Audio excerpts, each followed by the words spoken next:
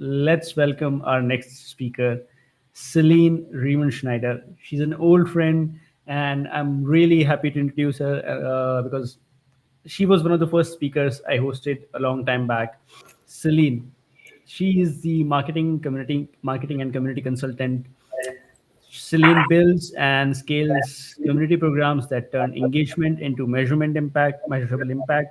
With 10 plus years of experience across B2B and tech, she has led community and marketing initiatives at Canva, Yelp, and a global shaper of TWEF.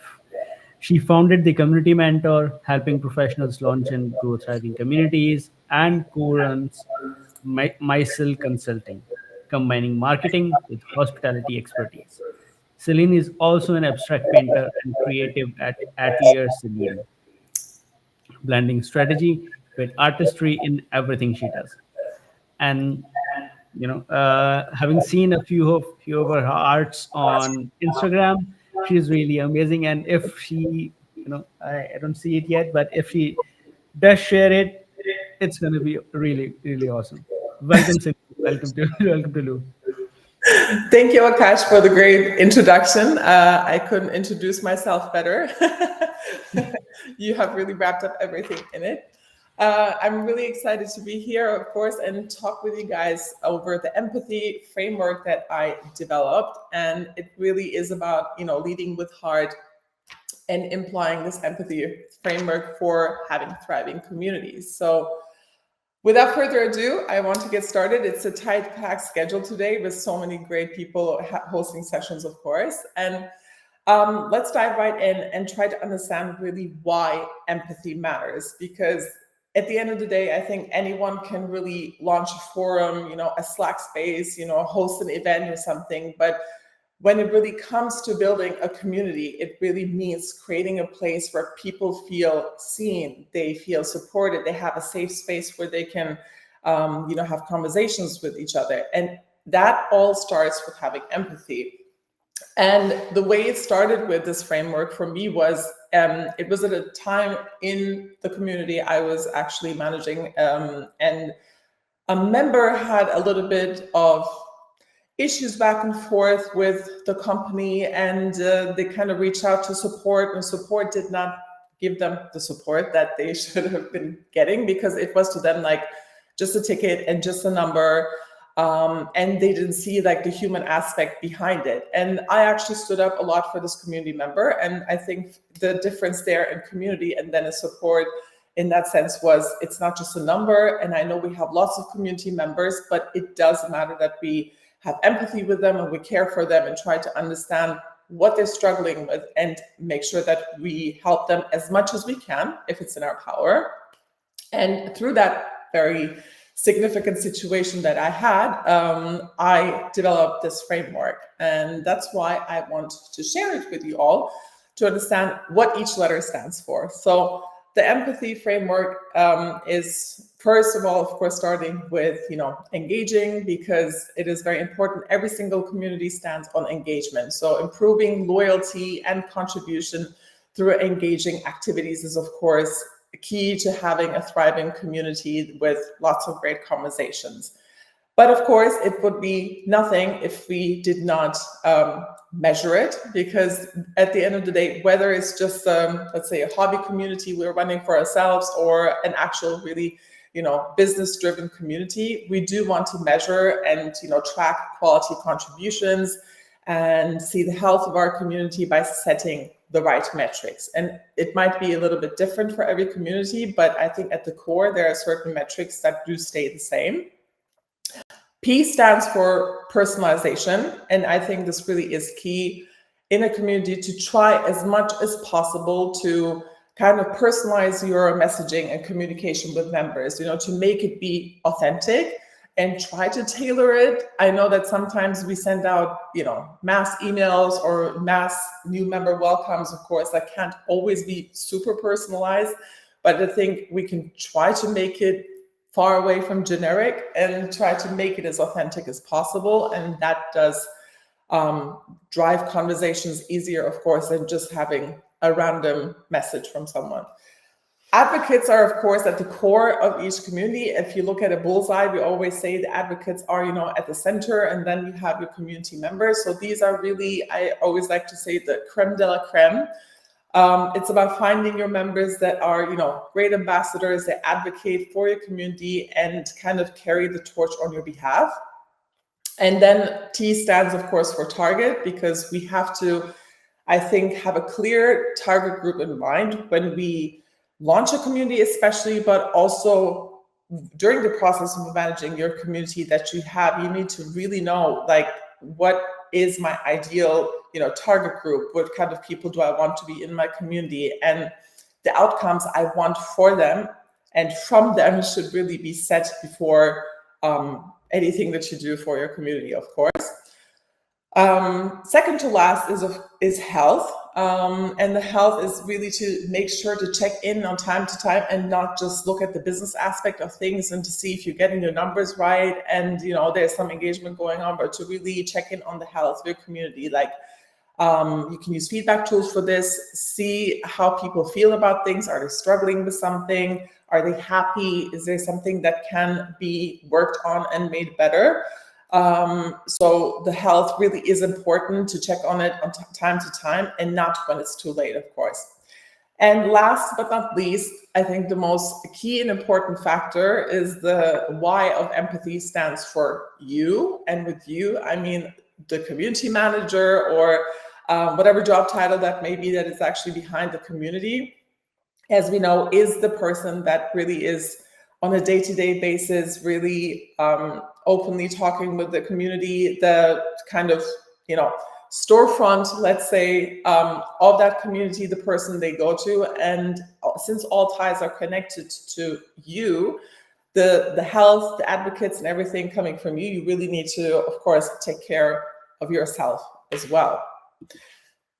Now I want to take a little bit of a deep dive. I know we don't have time to dive into every single one of these points because it would go over time. So I thought about kind of picking 3 points to kind of talk about it a little bit more, to understand what it exactly means and how you can implement this for your community as well.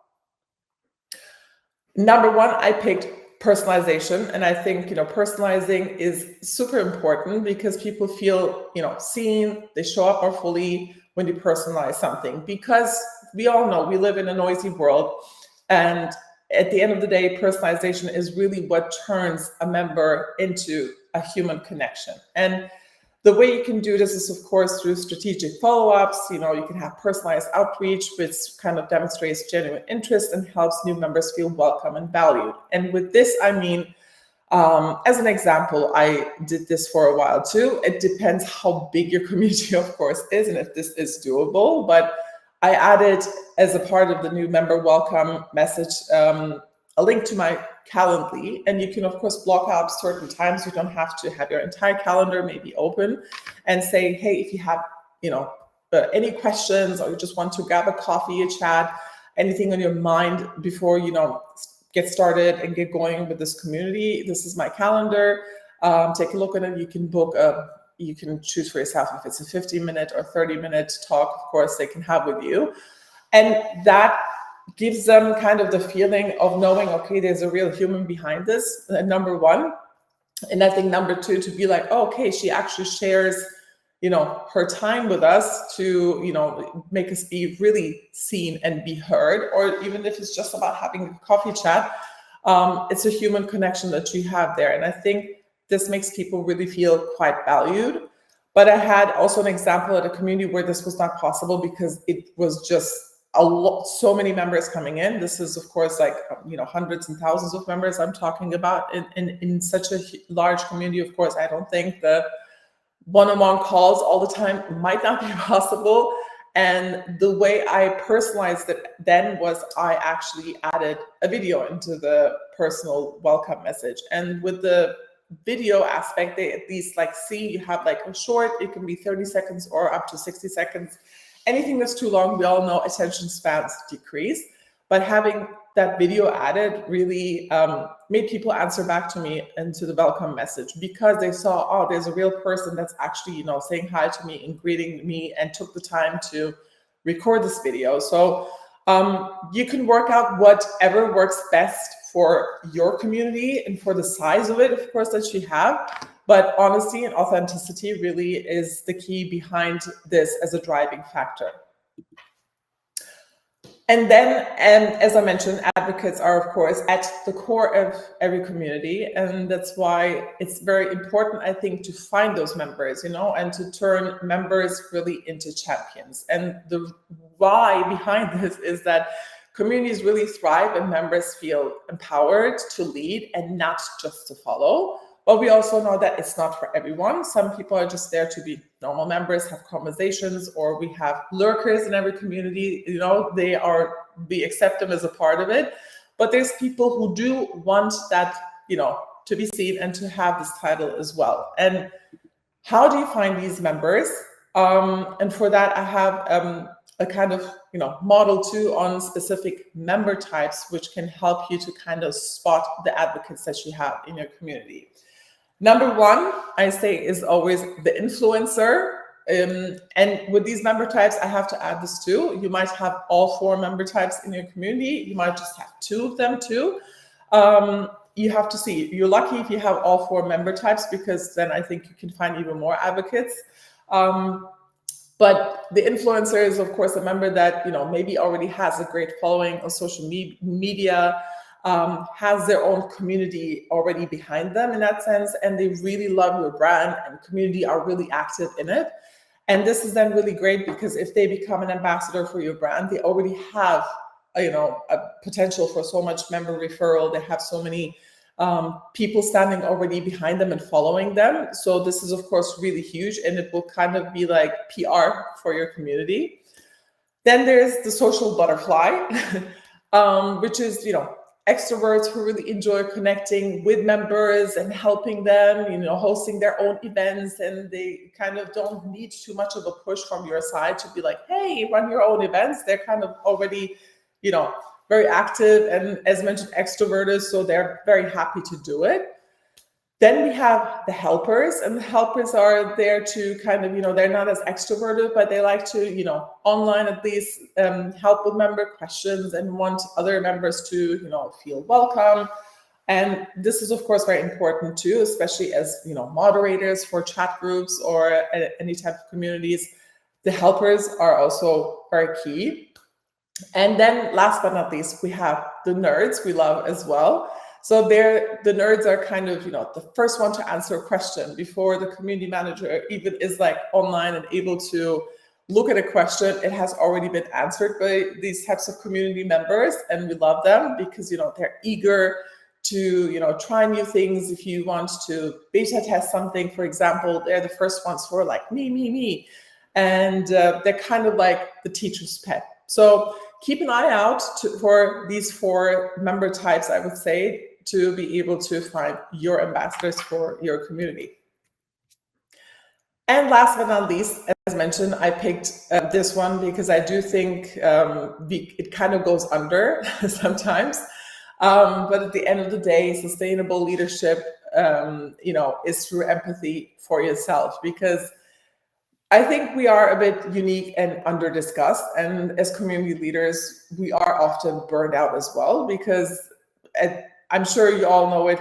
We wear so many hats, and to the outside world, I think sometimes it just looks like we're just answering some questions or having some online, chats and discussions with members, and that's basically all that we do. But we all know we do so much more than that, and there are so many questions also on that behalf, and that's why it is sometimes important to set boundaries.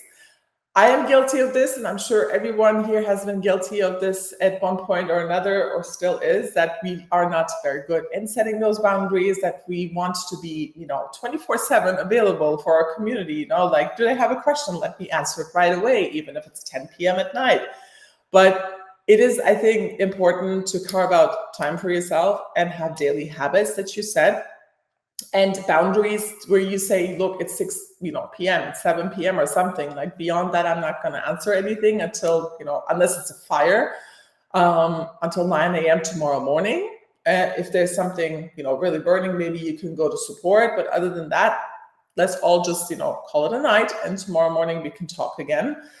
I think the earlier you set this boundary to people, the better, because if you give them the image that you are 24/7 available, and 2 years later you say, no, I have boundaries now, people will not understand because they will be used to that image of you always being available for them. And that's why, to kind of try to wrap it up, I think I have some actionable steps for each of the letters of the empathy framework that you can also take for yourself and your communities and kind of, action them. For engagement, I would say to ask, one genuine question in your community this week that sparks conversation. You might already be doing it, but maybe, revisit whatever you were posting before. Is there like a tweak to it? Is there a new way we can post, or a different kind of like a water cooler? They always are very interesting. I think water cooler questions always spark a lot of engagement and comments to kind of spice things up. As for measurement, I would say to pick one metric that really reflects the quality of connection. Like, for example, your welcome message, to see, is it performing well? Is there something else I can do with my welcome message to make it have higher opening rates? When it comes to personalizing, again, I think those two are tied together, to try changing your welcome message or a ritual and try to personalize it more as much as possible. Then for advocates, the 4 member types I just shared with you, see if you can spot members that fit the member types that I discussed and shared with you. Do you have those people? Do you have a nerd? Do you have a helper? Do you have a social butterfly? Do you have an influencer? And if you have, as I said, all 4, write me a message. I would love to know, because I think you can tick all the boxes then, and that's very exciting. And as for T for target, kind of revisit your community page. And I think this is really important, and we don't do this often enough, probably.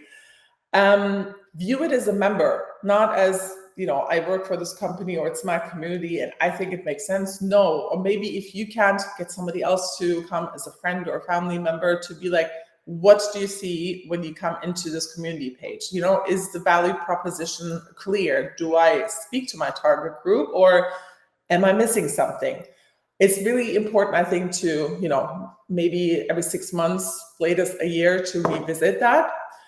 Then when it comes to health, to share a feedback survey with your community, as mentioned, on current or upcoming subjects. You can ask for their input, you can share something with them to test, or you can just ask a general, how are you feeling? What would you like more of?